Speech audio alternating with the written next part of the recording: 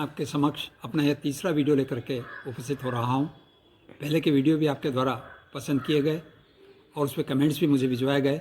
उसके अनुसार मैं आने वाले वीडियो में प्रयत्न करके और उस तरह से वीडियो देने का प्रयास करूँगा। अभी कोरोना वायरस के कारण से सारा देश स्तब्ध हुआ है। परेशानी में जो मज़दूर लोग गिरे हुए हैं उनकी स्थिति देखते नहीं बनती है। ऐसी स्थिति का एक मामला है। कन्हैया नाम का एक लड़का, उसकी पत्नी मंजू और बेटा 4 साल का बेटा शैलेश लॉकडाउन के 40 रोज़ के इंतज़ार के बाद मुंबई छोड़ के अपने गांव के लिए निकले। पुरानी साइकिल से कुछ बचत उनकी थी, वो भी चाहते थे कि घर पे खेत जो गिरवी रखा हुआ है उसे छुड़ा लेंगे और वहाँ चल के मेहनत करके और कमा खाएंगे। किंतु नियति को कुछ और ही मंजूर था।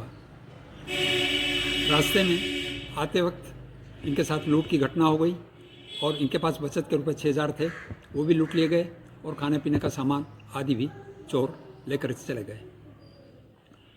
कहते हैं कि परेशानियाँ जब आती हैं तो अकेली नहीं आती हैं।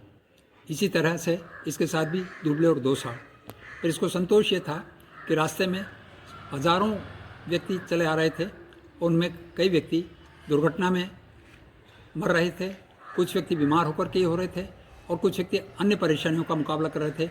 तो ये सोच करके प्रसन्न था कि इसके बजाय पैसा गया तो कोई बात नहीं, हम जिंदा तो हैं, हम कुशल तो हैं, हम घर पहुंच जाएंगे तो ईश्वर सब ठीक करेगा। उसकी ईश्वर में पूरी आस्था थी और ईश्वर का नाम लेते हुए ही वो चले आ रहे थे। ऊपर तपती धूप थी और नीचे तवे जैसी तपती धरती थी। फिर भी ये हिम्मत करके, और एक इनमें आकर्षण था कि माता पिता घर पे हैं, ज़मीन अपने घर खेती की ज़मीन है और घर भी है। वैसी स्थिति में वहाँ जा कर के हमें सुकून मिलेगा और हम वहाँ अपनी खेती का ये करके और कमा खाएंगे। पर चूँकि खेती गिरवी थी इसलिए वो फिर से एक समस्या खड़ी हो गई कि जाके करेंगे तो क्या करेंगे। फिर भी उसका ईश्वर में पूरा विश्वास था, इसलिए वो आए। आखिर करते करते वो घर पहुंच ही गए। घर आकर के जब उन्होंने देखा कि अभी यहाँ भी और क्या काम की स्थिति नहीं है तो क्या करना है, उसने इधर उधर सारा तलाश किया पर कुछ भी नहीं जमा। तो ईश्वर से केवल प्रार्थना करता रहा कि हे भगवान, हमने ऐसे कौन से पाप किए थे कि हमें जो है ये दिन देखना पड़े। हे प्रभु, आप कृपा करो और हमें एक मार्ग दो ताकि उसके अनुसार हम कुछ कर सकें और जीवन को सार्थक बना सकें और इस मुसीबत से बाहर आ सकें। 1 रोज़, 2 रोज़, 3 रोज़, 4 रोज़ निकल गए। आखिर वो निराश होकर के एक रोज़ दोपहर में घर से निकला। पिता ने पूछा कहाँ जा रहे हो? तो मैं काम की तलाश में जा रहा हूँ, आज काम मिल जाएगा। और यह सोच करके वो गांव से बाहर निकला और 4 किलोमीटर की दूरी पर एक पुरानी बावड़ी थी, वो बावड़ी की मुंडेर पर जाकर वो बैठ गया। शाम का समय, सूर्यास्त होने वाला था और वह सोच ही रहा था यदि आज कुछ काम नहीं बना तो मुझे अपने जीवन का अंत कर लेना चाहिए। अगर ऐसा ईश्वर ने कोई कृपा कर दी तो मेरा ईश्वर में विश्वास रहेगा, और नहीं हुई तो मैं सोच लूँगा कि ईश्वर नाम की कोई ताकत दुनिया में नहीं है। वो बैठा ही था, सूरज ढलने वाला था। सूर्य की किरणें उसके चेहरे पर, पसीने सब तर चेहरे पर गिर रही थी जैसे कोई रिफ्लेक्ट कर रहा हो। इतने में कार आकर के वहाँ रुकी और कार में से एक व्यक्ति निकला और उसने पूछा, भाई तुम्हारा नाम कन्हैया है? उसको बड़ा आश्चर्य हुआ, मेरा नाम लेकर के पुकारने वाला ये व्यक्ति कौन है? उसने आकर पूछा, आप कौन है? उसने कहा, मैं गब्बू सेठ हूँ, मेरी शहर में एक होटल है और वहीं से मैं आया हूँ। क्या काम है? आपको नौकर चाहिए क्या? उसने कहा, नहीं, मुझे पता लगा है कि अपने क्षेत्र में 4 परिवार जो हैं मुंबई से आए हैं और बड़ी परेशानी में हैं, तो उनकी मदद के लिहाज से मैं आया हूँ।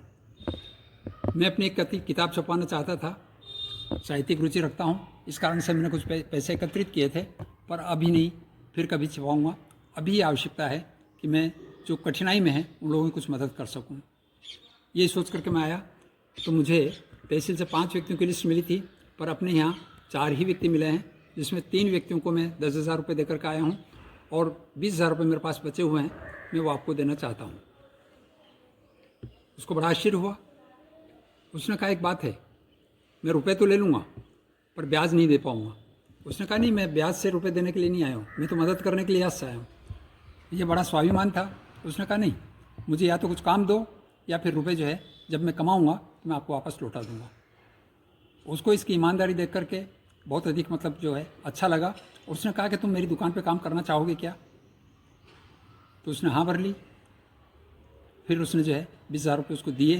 वो खुश होकर के घर आया और अपनी खेती की ज़मीन जो है गिरवी से मुक्त करवाई, माता पिता के लिए भी सारी व्यवस्था की और वो जो है काम भी मिल गया। इसलिए जो व्यक्ति ईश्वर में विश्वास करता है तो उसकी ईश्वर सुनता ज़रूर है।